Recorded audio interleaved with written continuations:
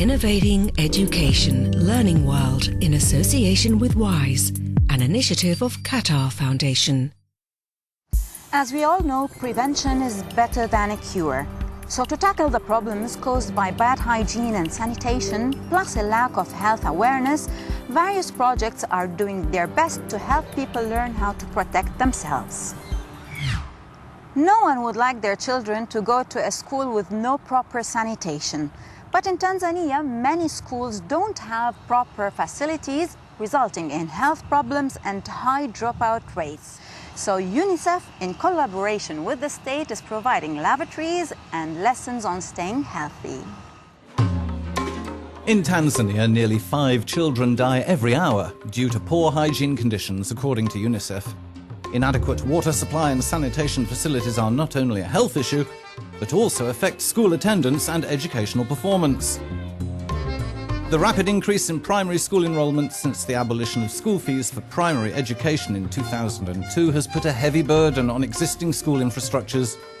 National data shows that on average there's only one pit latrine for every 56 children in primary schools. We face many challenges, like a lack of adequate toilets, with more than 1,000 students using 6 toilets, 3 for boys and 3 for girls, and water, which we have to hand pump because the water supply from the tap is so unreliable.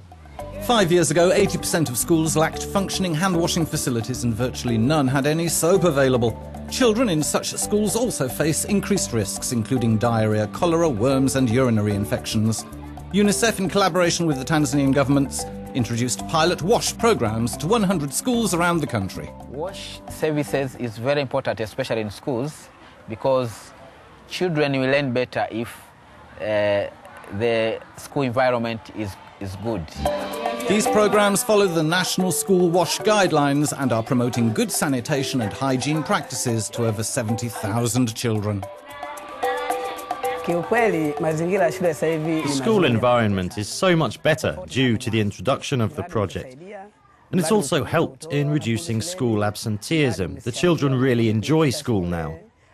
This is partly because we've increased the number of toilets from 9 to 29. The toilets are clean, and we've been taught how to maintain them properly. Children can be the most effective advocates for social and behavioural change. Part of the whole school package for WASH, supported by UNICEF, includes the establishment of hygiene and sanitation clubs. Gloria belongs to one and passes on these life-saving sanitation and hygiene practices to her family members.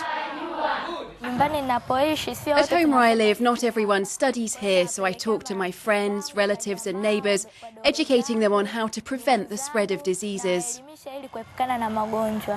Many adolescent girls are reluctant to continue their schooling because toilet and washing facilities are not private, unsafe or simply not available.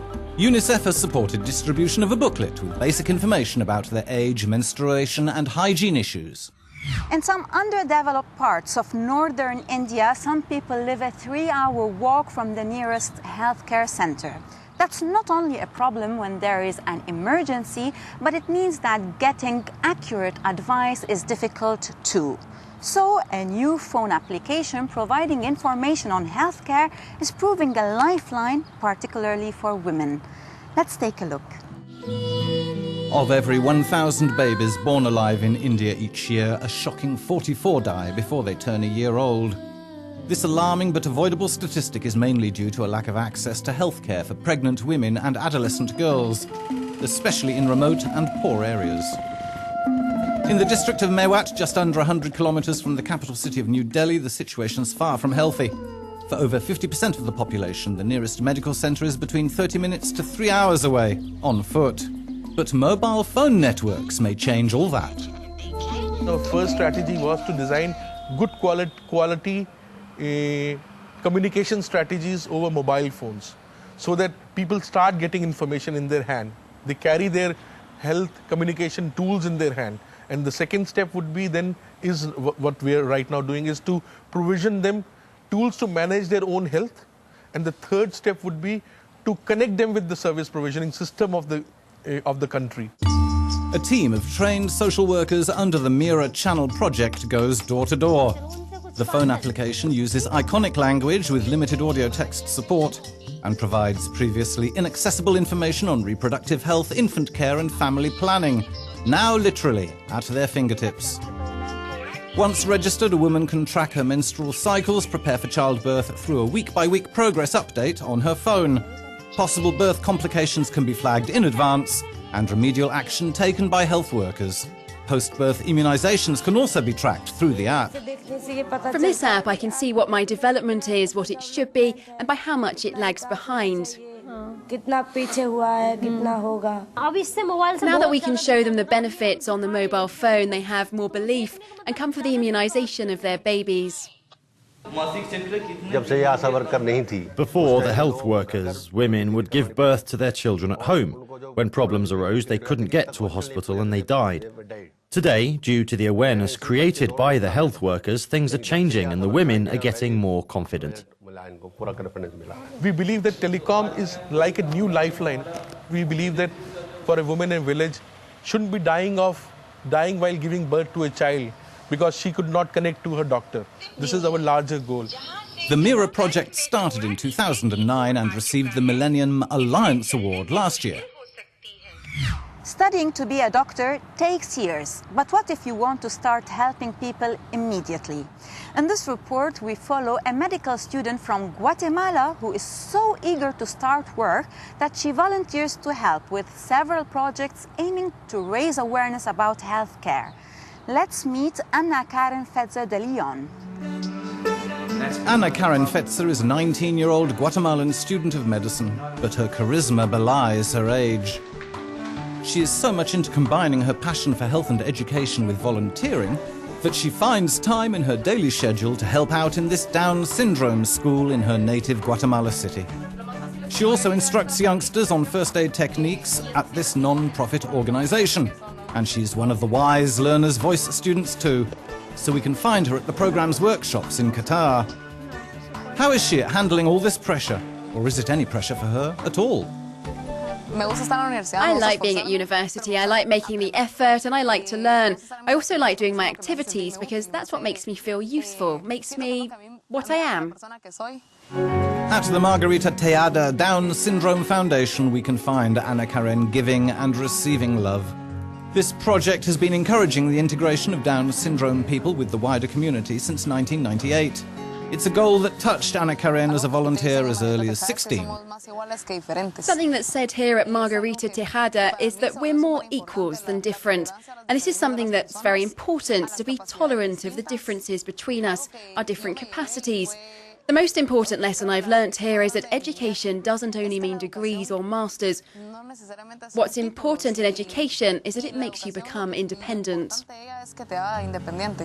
Working with Down syndrome people might open the path to her future steps in her career because she believes in the fruits of this work. That just by educating society, she's helped Down syndrome people in Guatemala and their families to remove what is considered a stigma in this country's society. At TECO, an NGO building houses classes for economically challenged people. Ana Karen teaches first aid techniques and gives health and medical advice to volunteers. TECO is very important because since it's run by university student volunteers, it's a completely different experience. Many of them are friends of mine that told me, hey, come here with us, we need help here too.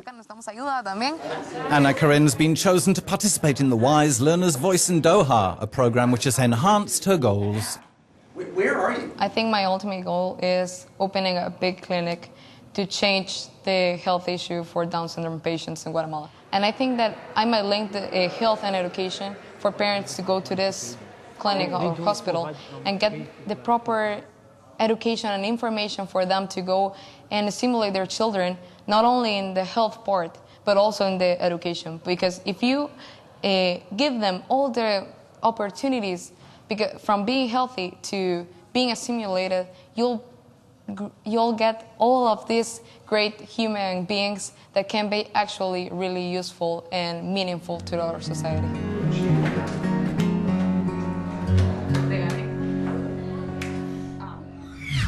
One of our viewers tweeted that we can all help improve public health just by washing our hands thoroughly after each trip to the bathroom. It's a good reminder to all of us. Do let us know your tips for improving hygiene in schools. Goodbye for now.